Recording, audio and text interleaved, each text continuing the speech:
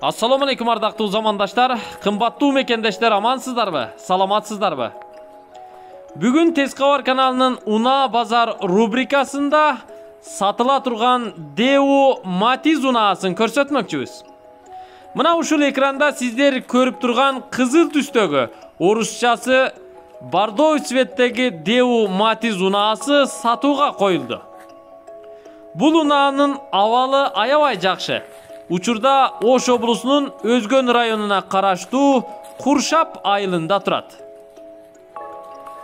Кыргызстанга Россиядан алынып келингенине болгону 20 күн эле болду туугандар. Болгондо да Россиянын Салихардан Ноябрьский шаарынан келди. 50-60 градус суук болгон жерден келди. Ал жерде көчөлөргө туз да себилбейт экен. Көчөгө туз себилбеген шаардан келди.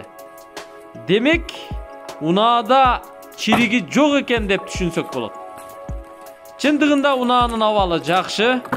Сүйлөшүп көрөсүздөр, сырткы видти көрдүңүздөр, мынакей ички салонду дагы бир катар көрүп коюңуздар. Буга чейин бул унаа 126 000 километр жүргөн. Пробеги 126 000 километр. Ходовою, ички салону, электр части, коробкасы, мотору баары жакшы. Баары жакшы туугандар.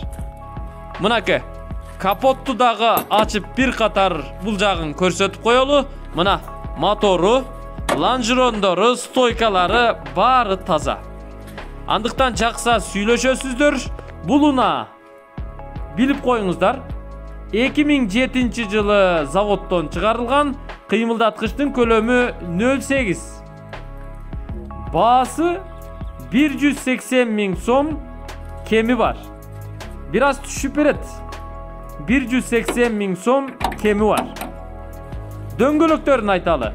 4 дөңгөлөгү тең кышкы дөңгөлөктөр, андан сырткары дагы кошумча 4 летний дөңгөлөктөрү бар.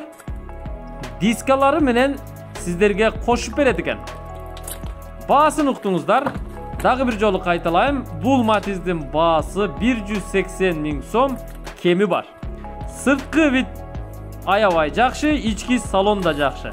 Сиденьялар кызыл түстө. Көрүңүздөр.